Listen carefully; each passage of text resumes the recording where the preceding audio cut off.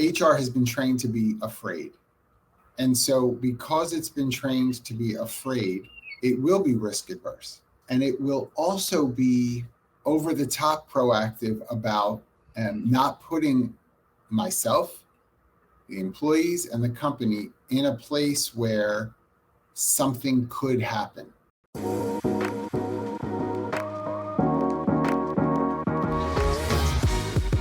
Hello and welcome to Love as a Business Strategy, a podcast that brings humanity to the workplace. We're here to talk about business, but we want to tackle topics that most business leaders shy away from. We believe that humanity and love should be at the center of every successful business. I'm your host, Jeff Ma, and as always, I'm here to have those conversations and hear stories from real people about real business, about the real world. And my guest today is John Baldino. John, with 30 years of human resource experience, John has a passion, I would say, of setting contributors and companies up for success.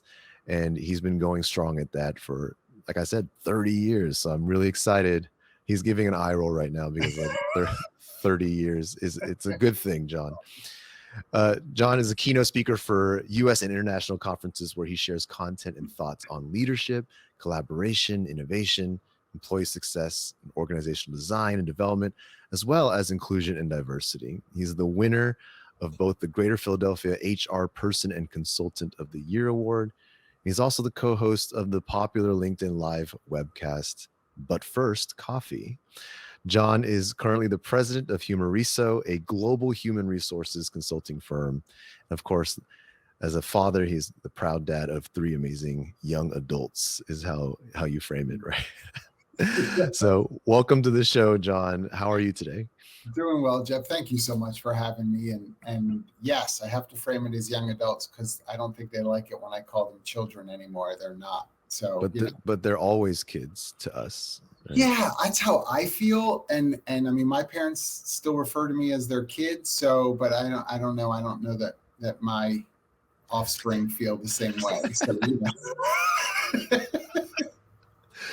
John, thanks for joining today. And I really want to open with you, John Baldino, and really centered around a conversation about passion. I know in my intro, I was talking about you have a passion of setting people up for success, but can you build on that or refine that for me? What is your passion, and really, how did you come across it, or how did you find it? Yeah, it's a great question, and truthfully, one that I'm hardly ever asked. I think for me, I realized that I got great joy out of seeing others get it, whatever the it was at that moment, right? Whether that be, and for me, by the way, I should say contextually, I started my work in training, development, and education, right? Which falls for many organizations sort of under the large umbrella of human resources. And so when I would watch people, even in the most basic areas of retail, for instance, with learning how to use the register or doing a return, restocking items, and have people kind of say, oh, I got it, self-sufficient now, I can take this and run with it. I enjoyed that because I like treating people like adults, that very much so. And so if I can help them to be adulting in their own careers, right, in their own jobs, whatever it was, that made me happy. And I stumbled upon it, honestly, because I was pretty insecure growing up and very unsure of myself. I don't know that anybody or everybody would know that. It's people who knew me really did know that, but otherwise I just kind of put my best foot forward. But I spent so much time trying to figure out how to make myself okay, when really I found out that in service to others really handled that for me, right? Made me feel okay, and gave me a stability that I kept kind of running after. So that was a gift. It was a gift. Amazing. 30 years though. Human resources. I want to tap into all of that. And one of my first questions that pops in my head is, with 30 years in this kind of function, Yeah. what stands out to you as how in terms of what's changed, what's Mm, evolved? Human resources is, as you mentioned, a big function, but also it's a four-letter word for some. It's life. It's like a life-giving, yeah. substance for others. Um, what is human resources today in your lens, and really curious how it's changed over 30 years. I mean, it's changed a ton. I can tell you though, there is some consistency in some people still using the same four-letter word, and using it at me at times. Not as much as I would say as it used to be. And I don't know if that's a respect for elders thing or because I've gotten better at it. But um, certainly when I started, and some who may listen will remember this. When I started, it was called personnel. And so the focus really was on people for sure, but it was really just about making sure people knew where to go, what time they had to be there. They had the resources that they needed in order to be successful. And usually that was very tactical, right? Whether uniforms or the training or whatever materials would help them get things done. I'd say what has changed significantly in that as it evolved into human resources, um, is that in good HR, we're looking at the person not only from a compliance standpoint, do they have what they need? Did we do everything that we're supposed to do? Are we keeping them from suing us? Into how do we help people to know that they are adding to what we're about here? Not fitting, but adding to what we have going on here. And how do we help people to sort of explore creativity and innovation and find a place to be included? Because that is a heavy lift. I know that people will say, well, everyone's included. We don't look at anybody differently. Well, that's not true. I know what you mean, but people are coming with different experiences. So that in and of itself changes, right, how people are walking in the door. And so we have to be a little more thoughtful about that. And I think in HR, again, if HR is being done well, we're really seeing people take that much more seriously, not putting aside compliance or policy. I know, but if we want to do policy really well, build people up, make your workplace a place that they want to be by investing in those individuals. You're not going to have a lateness problem. You're not going to have people that are just trying to figure out what's the bare minimum of the dress code that I can wear without getting into trouble. I mean, that's not the kind of creativity we want to encourage employees to spend their time on. And that, in many ways, is how you can see the difference in the way in which some organizations still sort of function as personnel rather than human Yeah. resource. What about in the last, 3 years since the Mhm. pandemic? Have you seen, trends change, expectations change? What in the world of HR? Where's that moving? Yeah, I mean, first of all, don't believe all the hype that everybody's working from home. That's one thing I need to make sure people realize. And I know that that gets a lot of press, that remote work, flexible work. I'm not disagreeing with it, and I'm certainly not saying it doesn't happen. And in the last 3 years, for certain, that has taken off like never before from a percentage standpoint. But when I talk to companies that are like, we want, everybody should work from home. It's the only way to do it. And I talk to some very well-meaning HR people who will say everybody needs to work from home. It's if you're not, you're really, not going to have the kind of talent that you want. And I will say, that's awesome. Love that you feel that way. Can I ask you a question? Sure. How many times have you done DoorDash in the last month? How about Instacart? How many times have you ordered food that you picked up on your way home from somewhere? Oh my gosh, John, I don't know, plenty of times. Okay. Those people can't work from home. Those people are there. Your Zoom pizza isn't happening. Someone is really making it. So we have to be very, very thoughtful about roles and contribution That I would say we're still not where we need to be. It has changed the most in the last 3 years, but we're not where we need to be when it comes to that. I need people to be on the manufacturing line building stuff, because when I go to Home Depot and the stuff isn't on the shelves, I'm annoyed. Well, I can't be annoyed if I'm saying annoyed out of one side of my mouth, and on the other side I'm saying everyone should work remotely. It's the only way to do it. Well, apparently not. They can't build my stuff to put on the shelves because they're trying to do it from home. It doesn't work the same. And we're seeing some companies starting to make, I'm sure you've seen it too, return to work policies now, right? At least hybrid, 2 days a week, 3 days a week, because we're starting to see we need that connection and we need people to be around sometimes to make that happen. Yeah. Earlier, you kept mentioning, it stood out to me, you kept saying, if HR is being done well, then such and such and such. John, is HR being done well? Oh gosh, like, why would you do this to me? Yes. it's a big if. It's a big if. And I'm curious, like, from your perspective, is HR being done? Of course, we're not generalizing everybody, but I'm saying as a trend of what you see, HR. I mean, just HR comes up a lot in my world, because when you're talking about culture, when you're talking about people that need to change behaviors, how we treat each other, toxic culture. I mean, HR almost always is either the force that helps make it happen or the force that keeps it from happening. Rarely not, anything in between the two. I mean, yeah, I don't want to generalize too much. I would say there are more good HR practitioners getting press. And so that the encouragement there is, hey, look to these folks for what good HR can look like. But I'll balance that by saying there are still plenty of HR people who are really interested in, this is my corner of the world. I'm going to be the policy police.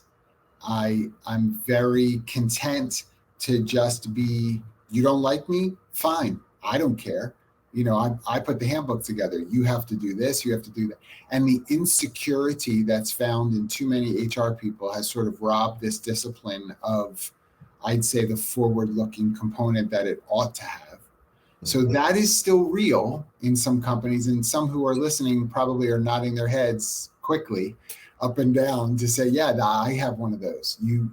Micromanaged, total power trip. We never see them. They sit in their cubicles or in their office if it's on site, or they're working from home. They never come in to see the employees that have to work on site. It's very separate. That has to be remedied, because it's not doing us any favors, quite frankly. Well, even setting aside kind of the painted picture we just had of the type of person maybe doing HR, but even the role itself, like the function itself, often sits between these two worlds of, maybe there's some HR practitioners who really are well-meaning and wanting to grow people and help people feel better and more included and stuff.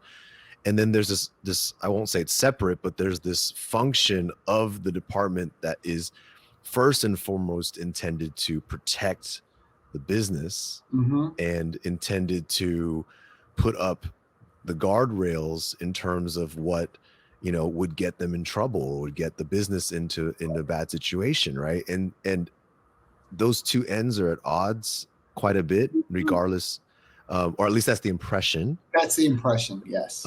So maybe talk a little bit about that. Like, what is the reality of that? I think the reality is that compliance and culture are not two different things. They're actually two sides of the same coin. I don't think you're going to have healthy compliance in your organization if your culture is unhealthy. And I also think a healthy culture needs compliance because it needs to know the boundaries, its structure. To borrow a lesson from parenting, right? it isn't a great idea to raise children with no rules whatsoever, just because you want to be the fun parent, loved, and all that good stuff. And it's not a great idea to raise your children with nothing but rules the whole time, because they can never find a way to express and emote in the way that they want to. I have to tell you, organizations are similar. We have people there that we are treating like children if we only are concerned about compliance. Follow my rules, do what I say to do, don't think for yourself, and everybody will be happy. Well, that's not true. The employee will not be happy because we're robbing that person. And in a world where critical thinking is in a deficit, HR feeds into that potentially by only focusing on one side of that coin. We want to encourage culturally dynamic discussions, opportunities for innovation, giving people an opportunity to be expressive in support of organizational goals, taking risks where appropriate, not asking them to fit in, but to add in. That's a huge difference for some organizations. And those two sides of the same coin can work in tandem. I have to tell you, I hardly ever have to affirm policy. I hardly ever have to, because people are so bought into the organization and why we're doing what we're doing that they themselves will either self-police to make sure that they are part of the health of the organization. And they are more likely the ones to turn to their left or to their right and say, hey, just so you know, when you do that, it causes this issue communicatively for us, which, yes, it's a violation of policy, but that policy is in place because we want to protect the communication. That's ultimately the goal. I love that. Let people take care of it themselves. They're adults. Let's treat them that way. Mm. I guess I'll share the reason, and that's profound to hear that culture and policy or compliance are on the same coin. But I think for me, the reason why they become at odds, or at least what I've seen and perceived, is that a lot of HR seems like it's operating from a very risk-averse, fixed mindset. Yeah. From this mindset of preventing problems before they start, and really only looking at the negatives, like really only looking at what bad things can happen. And even if they are, again, good meaning, like they want people to be happy, they genuinely want people to enjoy their work and their job, but it's almost like they don't have a growth mindset about all the other ways that could be possible. And what you just described to me was like a very theory why kind of world where, like people are kind of given that freedom. And I feel like HR kind of gets stuck in that theory X kind of space where compliance is king, and all those things. Like, does that make sense? Or it does. I would say it does. First, let's say that it does. Secondly, I would say there's probably a couple of reasons for that. One, HR has been trained to be afraid. And so because it's been trained to be afraid, it will be risk averse. And it will also be over the top proactive about not putting myself, the employees, and the company in a place where something could happen. And I would say that's really been a product of our training.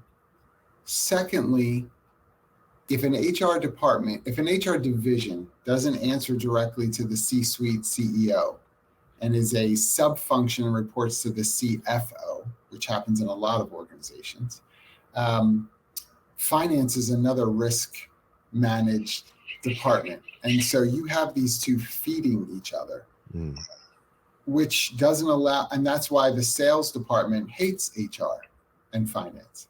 It's why marketing is always the rotten department that finance and HR complain about, because you're asking those that are in creative and proactive and risk considerate roles to stop doing that. You stop doing that. We need them to do that.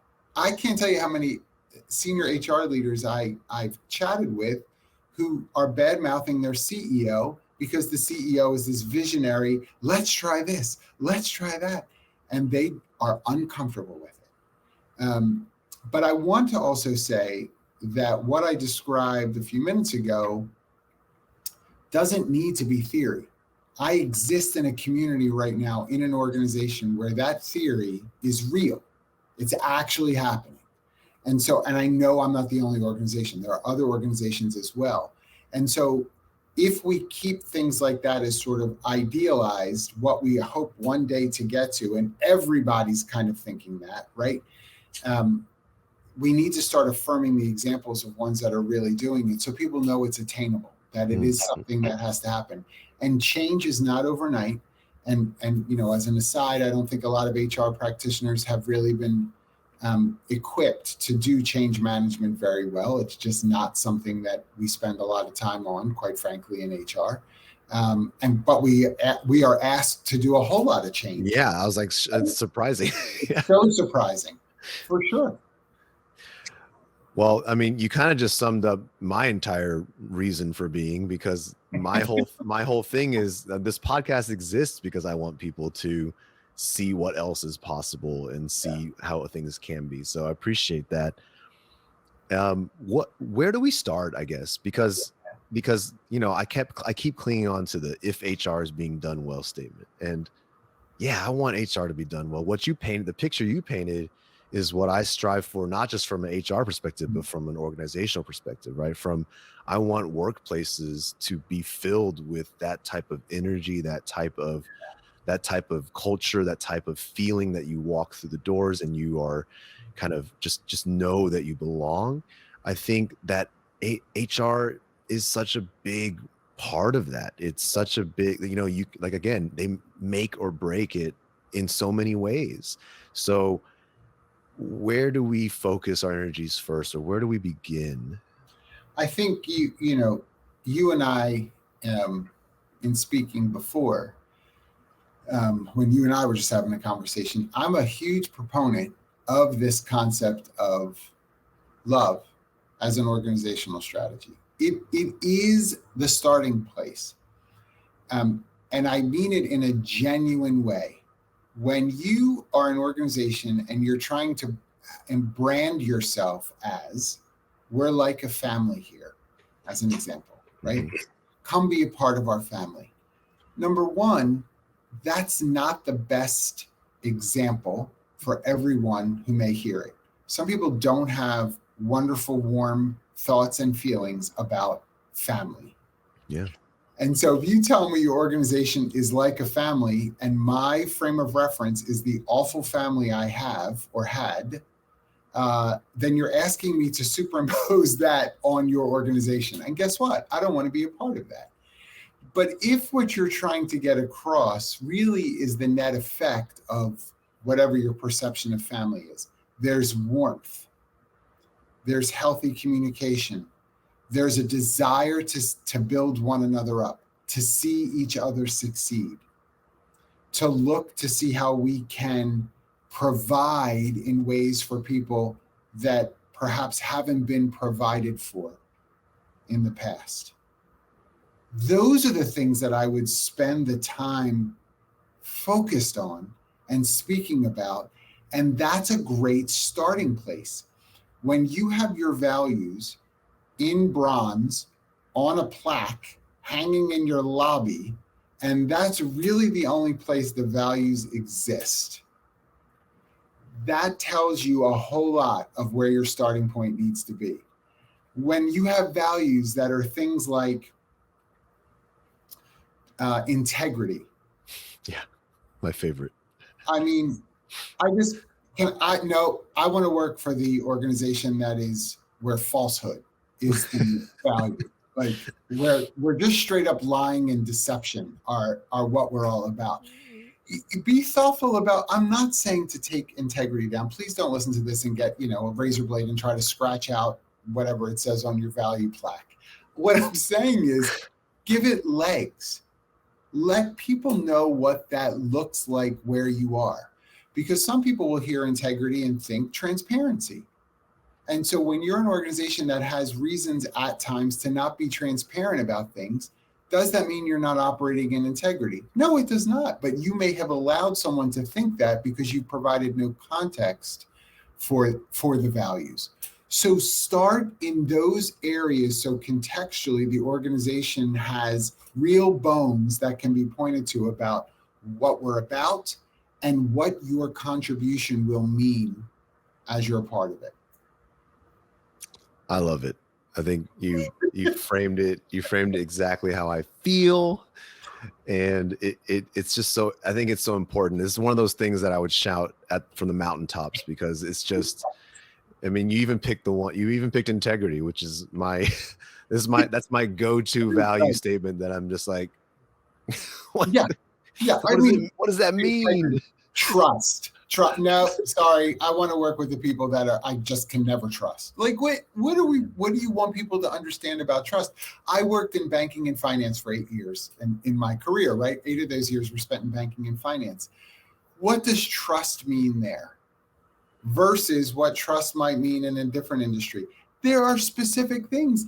I can't tell you out of privacy why I couldn't move forward with a particular lending option other than to the direct people it affects. If I have 7 other people in the company that are like, oh, what happened to that Smith deal? Tell me why you didn't go. I can't. I have to keep confidentiality around some things, just like in a hospital or clinic. I can't just walk around and say, oh my goodness, did you hear about the Jones case? He has gonorrhea and now everything's ruined. No, we don't say things like that, right? You can't do that. But does that now mean the organization is not trustworthy because you don't tell me things? You're not living in that. No, that's not what it means. Let me help you contextually know how we operate and how you can know you're traveling on a similar path. Yeah. And I think so much of the space that I work in and that many people are traversing as they navigate the workplace environment and culture in general, as we try to get a grasp on this, it kind of crosses between this invisible line of kind of feelings and emotions and perceptions and less quantifiable, less measurable things. And then of course, what everybody, or at least, leaders and, a lot of people want is like the data, which they associate with the results and the proof. Yes. And there's this kind of space where, they are at odds at times, just in the sense of not because they can't coexist, but because you're sitting here going, well, my surveys came back and people feel this way. And like, we have 89% satisfaction. Everyone loves it here. And I'm like, well, what about the 11%? And even amongst the 89%, what are they thinking? What are they feeling? What are they experiencing day to day?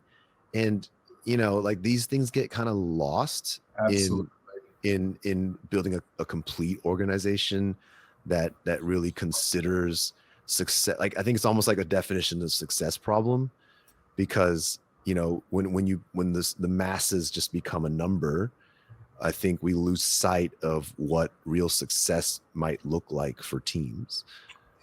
And I think that, you make a great point. I think too, we have to be astute about the contributing factors that we're using to make the decisions we're trying to make organizationally. So when you have a survey, that's a great example, and you do an annual engagement survey, it's a snapshot in time. You may have 89% approval rating right now, but that could change next month or in 2 months. It's why retail organizations don't do engagement surveys in October, November, and December, because everyone hates everything if you're in retail, right? But why do we? Because you're smart enough to know if I do it then, I'm going to have skewed results. Well, don't be surprised that it can be that way in any other month of the year. So be wise about, we would never make decisions based on one test. If think about your own academic career, if you took a test and failed it, and that's the only test for 12 months that we're going to use to judge you and your contribution to the organization, My goodness, that seems so unfair. I just had a hard time with the periodic table, and I couldn't remember everything and what it all stood for. But when I did the lab, I crushed it. I knew what every chemical was, and but nobody's giving me credit for that because they keep pointing to the one test that I bombed. Let's be thoughtful around surveys and what they're a piece of a larger picture of what helps us to make decisions about our approach in an organization. I have so many other things I want to talk about. And I just looked at the clock and I'm like, what is going on? We've just scratched the surface of so many things. So this is going to go offline, or maybe another episode if you have time, because literally so I've enjoyed this conversation very much. I think so many more questions to go, but at the same time, already so much value achieved here. And John, I really appreciate what you've shared and the perspective. I really appreciate you being here. Is there anything you'd like to leave people with when it comes to this topic? Because just to give you a chance to sum things up or close out. I mean, I would just say that by the way, I'd be happy to come back and chat with you some more. This has been fun for me as well, so thank you.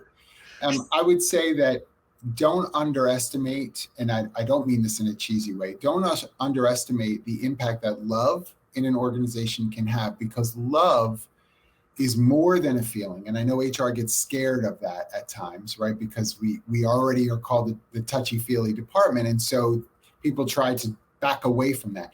Honestly, love really matters, and it's something that people can grip and find stability in. And when an organization is wise about how it loves its employees and loves its divisions and it loves its resources, there's really great work that can come from that.